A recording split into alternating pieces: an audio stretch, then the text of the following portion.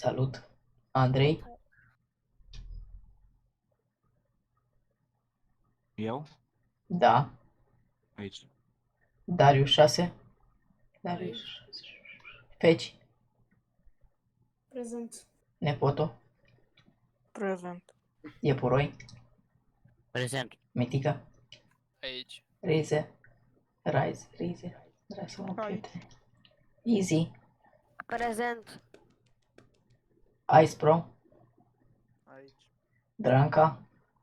Aici. Molotov? Prezent. Raduli? Aici.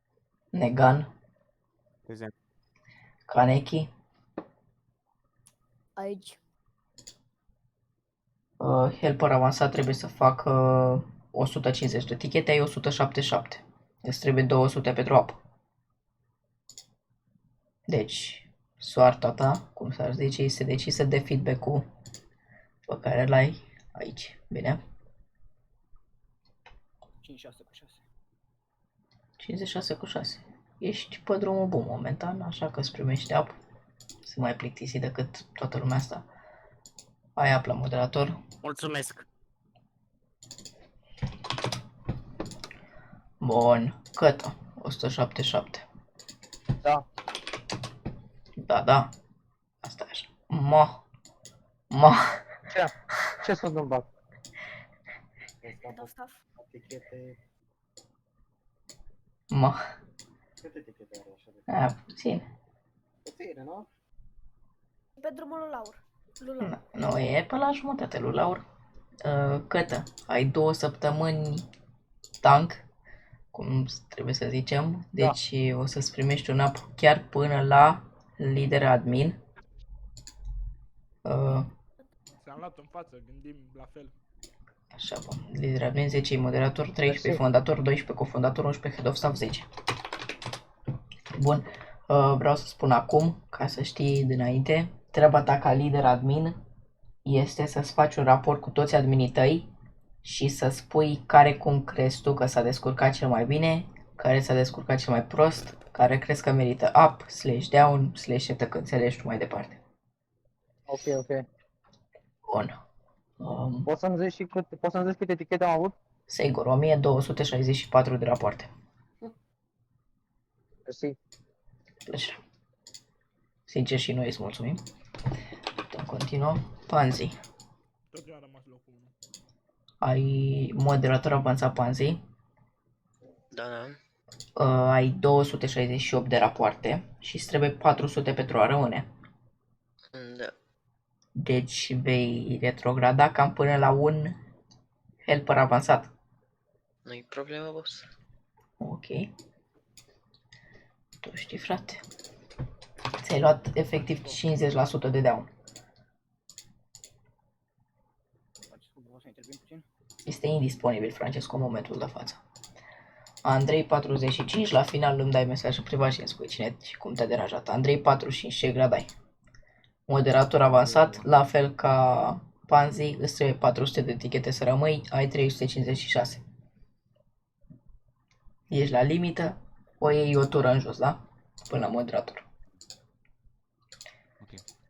Îți mai trebuiau 50 să rămâi la moderator avansat. Ok. Ai fost pe drumul bun. E problemă dacă să zic că fac așa doar 400 ca să rămân? Nu, 350, nu este o ceva? problemă, frate. Este alegerea ta. E ok și moderator și n-aș putea să urc, că trebuie să mă și cu jandarmeria. Ok. E clar, îți pui obligații pe cap. Bun. E vorba de probleme și atunci începe și spuneți, dar nu toți odată, bineînțeles, sper. Ca Nechi, ai 2 dintre ei staffer, ești abia helper. Da. Nici nu știi cât mai reziști. 75 body te cheamă. Deci, pentru a rămâne helper îți trebuie 100 de rapoarte. Ai nici mai mult, nici mai puțin de 90 de rapoarte.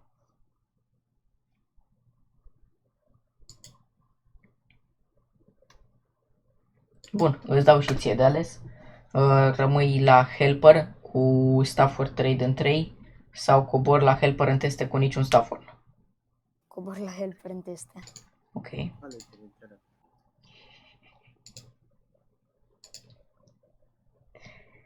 Ok, bun. Stai Să-i dau și gradul. Bun, Kerin, la Mitică, ai de 14. Tu cred că ai niște pile, Mitică, pe aici, pe în staff, care tot bagă niște pile bune pe acolo și zic că ține-l pe Mitică, că își face treaba bine, că nu știu ce, mă rog, ajungem și la asta. Așa, bun. Ai 232 de rapoarte, scuze, ești helper avansat. Îți trebuie pentru app 200. La limită. Ai trecut la moderator. Bravo. Vorbesc ca ultimul moș. Așa, Molotov, 427.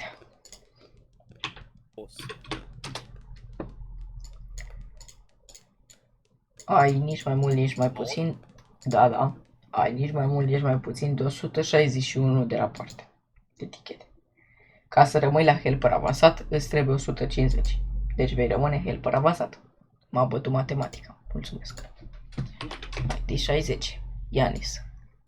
Da. 230 de etichete, ești moderator, îți trebuie 350 pentru a rămâne. Ceva de spus în apărarea ta? Ca și Bebe, am intrat în jandarmerie și mai mult m-am ocupat de roleplay. Ok, atunci o să decidem dacă cobor la helper avansat sau rămâi moderator cu feedback-ul tău de pe staff. Aștept, te rog frumos, Am 4-6 cu... Stai că mă uit. să moară eu dacă te văd. 4-6 cu 10. Ok, deci ai o rată de 4.6 față de alții. Fire al neaba, Frances. Față de alții din staff ești ok, deci față de alții ești ok, o să rămâi la helper, la moderator. Mulțumesc. Cu plăcere. 81. Negan. Cred că tu ai făcut rapoartele astea să te scapi că ți-am promis auto ăla pe filmare, nu-i așa? Da. Da, bun, ai 517 rapoarte. O să-ți iei o naptire până la helper avansat. Laur, dacă mai îmbruiezi mult semnalul, cred că te înjur. Uite-te în privat. Pică semnalul, Laure, pică internetul. Alo? Ești nebună, bocceline, tu. 146. Băi, zi lui Giugiu că fie pe aici, auzi. Giugiuc, ai... El știa pe Giugiu. Oh, ce prezență! Are 446 de rapoarte. S-a citit Chirine, uite-te la ele și lasă-le așa că e greu. 446. Ei, te menții la pula la vot. Bun. Nu la fel. Vreau și eu, vă rog frumos să-mi spuneți de sus în jos, pe rând când vă zic eu numele, îmi spuneți problemele, trecem mai departe. Cât de repede puteți, vă rog. Finch. La magazin când închide și vreau să iau țigări. Închide gura, du-te. Finchi, problema cât de Da. repede poți. Haide. În legătură cu ăsta forno. Oho, ia spune. Așa, deci, Pink și cu Radoli era un autobuz și Radoli mă nebunea să urc în autobuz, știi? Și până la urmă am urcat. N-am vrut să-mi dau un nou clip, că după aia îmi făceau reclamații când dau un nou clip în timp ce ei mă cheamă.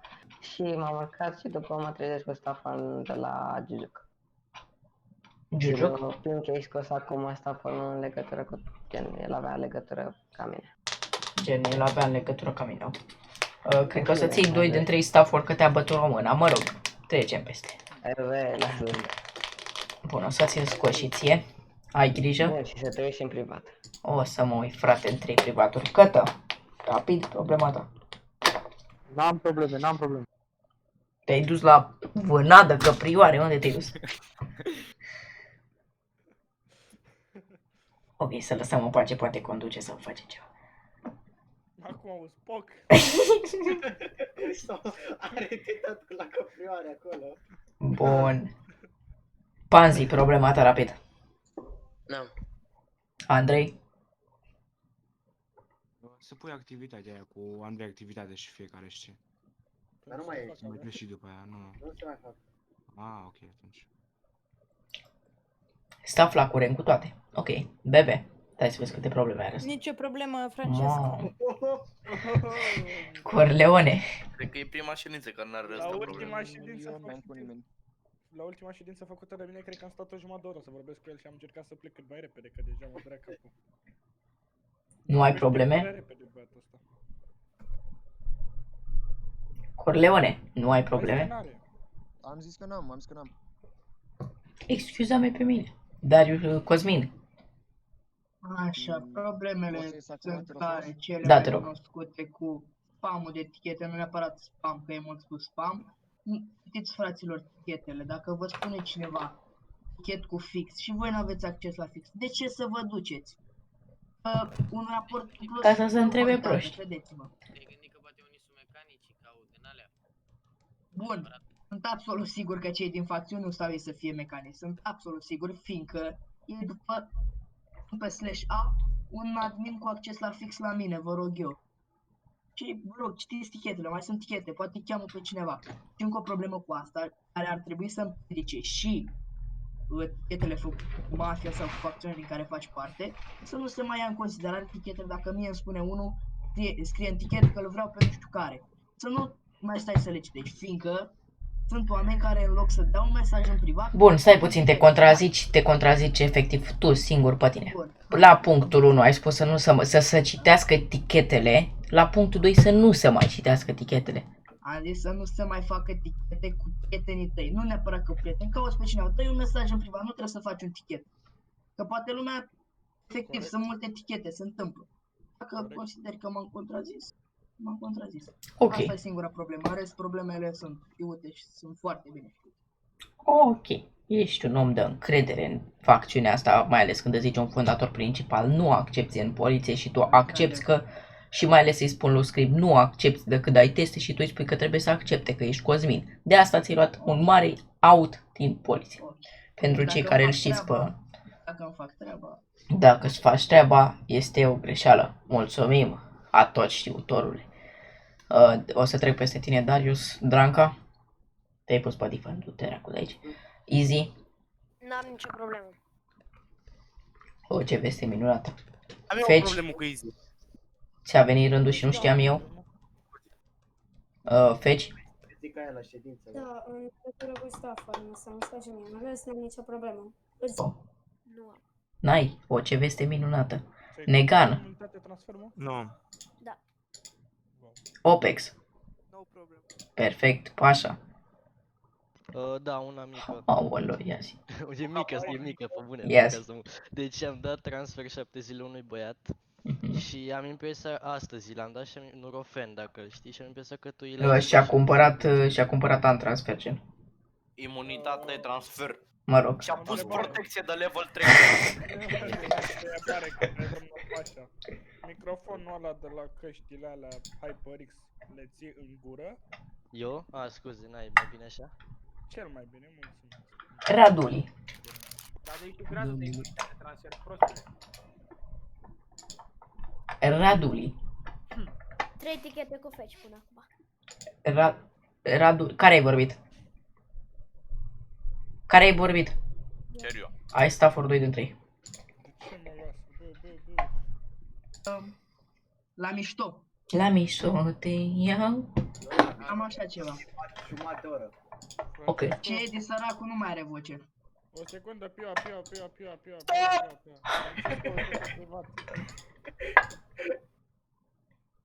Mâinile sus! Stai că n-am parola de la USS. Mâinile sus! Așa, ție ți se pare normal ca căscuță la sniper sau ce aveau ei pe jaf să se spună faptul că trage în ăla, ești sniper? Băi, Cosmine, ascultă-mă olea, că eu când te-am cunoscut pe tine, tu vorbeai cum să vorbești.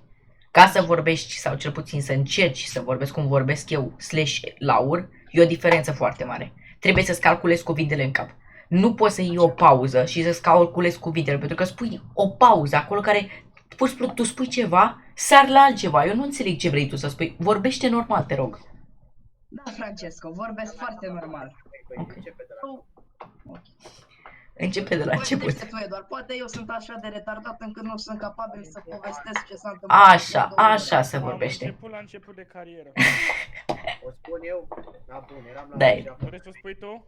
și eram și 12 polițiști, ceva de genul. Nu. Băi, și eram frumos negociam. Băi, și moarea meu din spatele.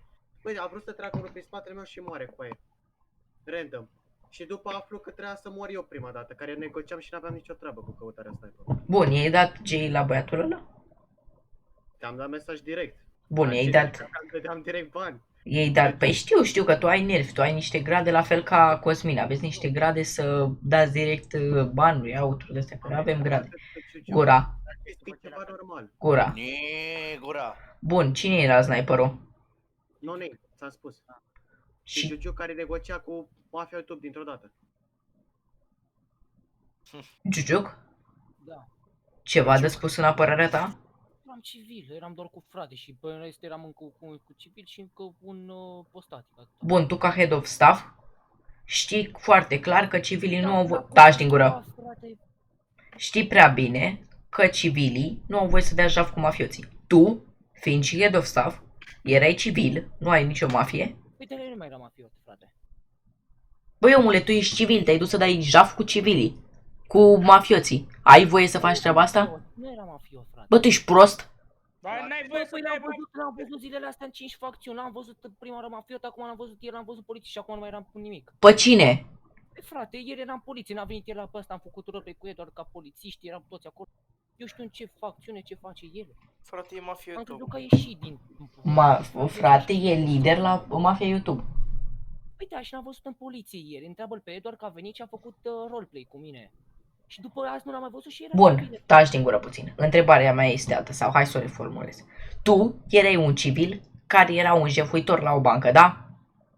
Da. Bun. Cu tine era no-name, frate și cu încă unii, da? Da. Tu ești head of staff, știai foarte clar că i-am îmbrăcați în galben, fac parte dintr-o mafie, pe nume Mafia YouTube. E head of staff, totuși este head of staff. Bun. Bun. Giugiuc, tu ca head of staff, ce ai zis? Hai să fiu eu șmecher cum sunt eu mereu, așa să am căcat un cur, mă duc să dau un... mă duc să dau și un jaf așa frumos, că... Cine vorbește după mine se fute în cur? Că n-a putut să plictisi și el. Să suși pula ta și dracu din... Bun, că s-a plictisit și Giugiuc al meu și în loc să dea jaful cu altcineva, a dat jaful cu mafioții. Giugiucule, următoarea batere, cred că te duci direct înapoi către moderator. Ai grijă. Ciulbuc. Așa. Any others... Francesco, eu intru din nou în 2 minute. Ok. Poți să și ieși. Poți să-i verifici tichetele lui Șnegan? Mă uit eu. Nu, lasă pe ăsta că până tăi tot murim. Păi, trebuie să apăs doar 2 clicuri, șefule. Atent. Apeși 2 clicuri, ca la băgatul de mașini. Până apeși 2 clicuri se fac 7, din 7 se fac... Te-a făcut capul în gură că am tichetele pe desktop, băga mea și... Desktop. Și verifică fiecare tichetă lui domnul Șnegan. Bine, ai fost cu mafioții, bă, dar tu să N-am chef că bag mașini. Poate să tragă așa în polițist fără să facă nimic? Ce polițist? Ai spus tu! Eu cu frate Ai eram. spus că ți se pare normal. Păi da, după și am zis care probleme și am zis Edward. Chestia asta. Alo. Băi, Turanule, Ce-i, și mie, mă? Coi, dacă... Sus biserica mătii. Da, putem ieși? Bun, care nu mai aveți treabă, puteți ieși, sunteți liberi să vă duceți. Salut, vă pup, la revedere. Pot să vorbesc? Ok, te pup, Francesco, mersi. Salut. Salut. Dankeschön. Am și o întrebare. Dacă Vă poți să coi în gură. Așteaptă să iasă toți. Francesco, dacă poți să spun o întrebare? Spune. Fii atent, am dat mai de dimineață 10 euro ca să bage mașina la Mafia YouTube. Ok. Și e băgată încă. Ce mafie? Mașină. Un Mercedes. Mi-a dat mie un mesaj. Mă bag eu acum, Bun, deci degeaba mă acuz pe mine, l-ai pe Kirin care el ți-a luat mașina, el ți-a luat donația, nu mă bagi pe mine la înaintare, mulțumesc. Arată, trebuie să o bagi în garaj. Am și o întrebare. Asta e partea a doua, ia-ți. Închide gura, Chirine, că vorbești mult și prost. Bun. Alte probleme. Am eu o problemă. Domnul Coxi, mai ai alte probleme? Iată ce sunt așa că... Da. Spune, te rog, ce probleme mai ai? Gen poliția se plimbă mereu pe la noi pe acolo, gen la mafie, la casa mafiei? Bun, după cum știi, dacă tu nu știu ce vârstă ai, dar eu cel puțin am avut ocazia să mă duc de vreo 6 ori în club. În club, Da. când te duci, nu știu dacă te-ai dus vreodată cu părinții tăi, este un loc unde se fac foarte multe plângeri la poliție pentru gălăgie, mă refer pentru cei care stau pe lângă, sau că să bat, sau toate lucrurile astea. Când tu vezi un polițist pe lângă un club, asta nu înseamnă ia cau, hai să-l omoră, că e de-al lor, bă. Este un club, frate. Dacă este un club, asta nu înseamnă că vine să vă omoare. Poate vine decât să vă ceară un buletin. Sau să vorbească cu voi. Sau. Cu siguranță nu vin să vă omoare. Dacă pe voi vă văd unul pe clădire, unul pe jos, unul pe mașină cu armă, unul cu arma pe mașină cu animație slash-sit, etc., e logică și poliția să apără. Vă rog frumos, ăștia din YouTube, închideți gura înainte să vă închid eu de tot. Mulțumesc! Mulțumesc, acum pot să-mi spui și eu problema pe care... Ia spune, dragul meu, Turan. Îți zic în pula Șpagarul, te rog frumos. Stai un pic, îți zic în pula de 2 săptămâni să le bagi armura la ea la Medellin Cartel. Lasă-o în pula mea. Da, ok. Domnul Șpagarul. Altă întrebare. Care era problema? Așa zic și eu de 2 săptămâni să facă și el ceva. Doar în Așa ai zis și eu să facă Harold Play, dar nu vrea. Hai că-mi va pula Harold Play-ul tău. Hai să te dă de ce de spiop. Hai că face Harold. Wow, tu Harold Play de mediu, măi! Scoate din gură, chirine. Nu se face roleplay de medium și tu vrei de hard, stai dracu cum mințe, mă. N-ai loc în gură.